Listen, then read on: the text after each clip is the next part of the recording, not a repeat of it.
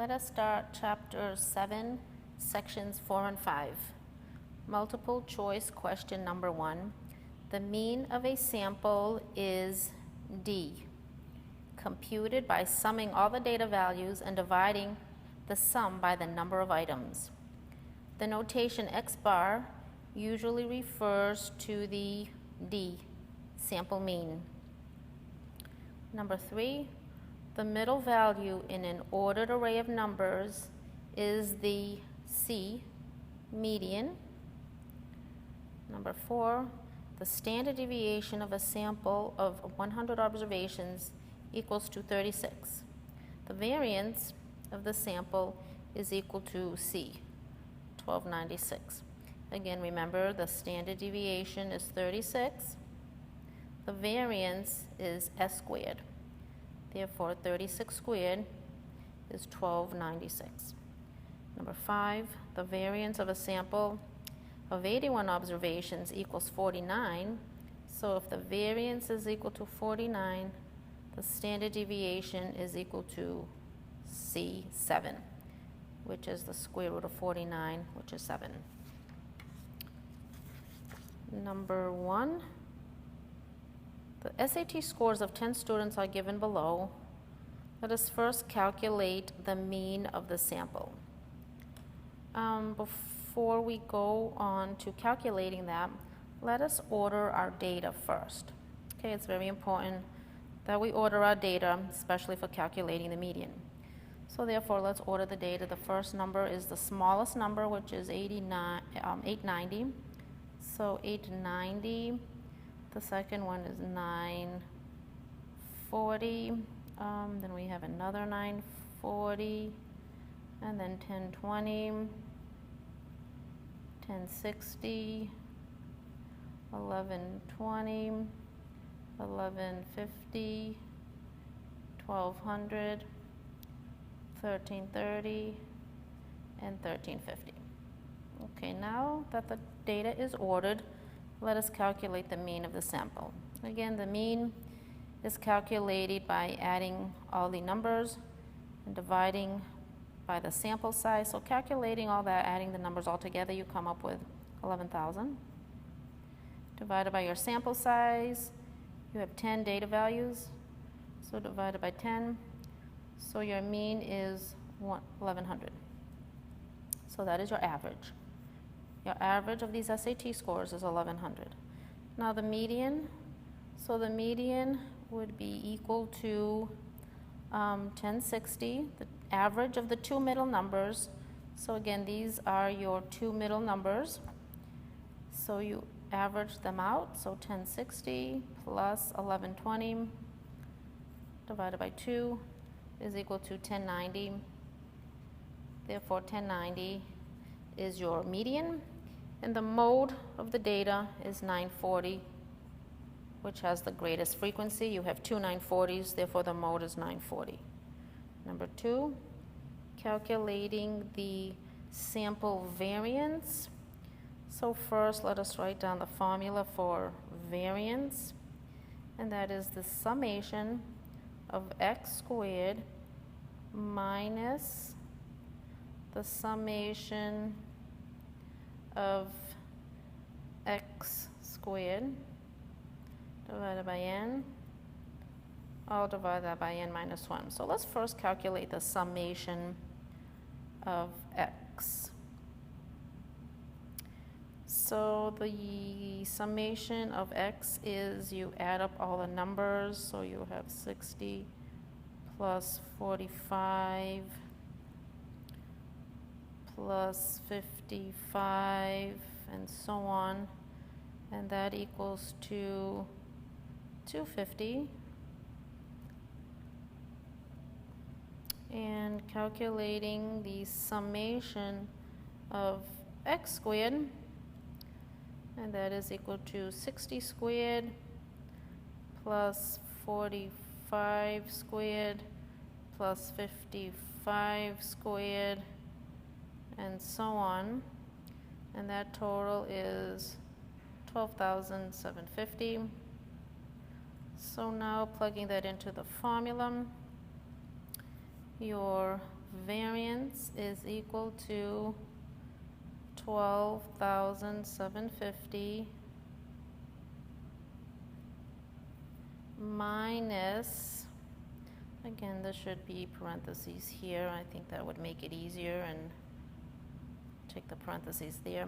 So you take the summation of each number squared first, minus the summation of the x values, which is 250 squared divided by n, all divided by n minus 1. And again, once you calculate that, make sure you put this in parentheses in the calculator. Your variance is 62.5. And your standard deviation is the square root of the variance. Square root of 62.5 is equal to 7.9057. And that is your standard deviation. Going on to number 3, same idea. Here you have a set of data and you want to compute the variance. So let us first calculate the summation of x. So we have 7 plus 9 plus 10 all the way to plus 10. So adding up all those numbers, you have 64.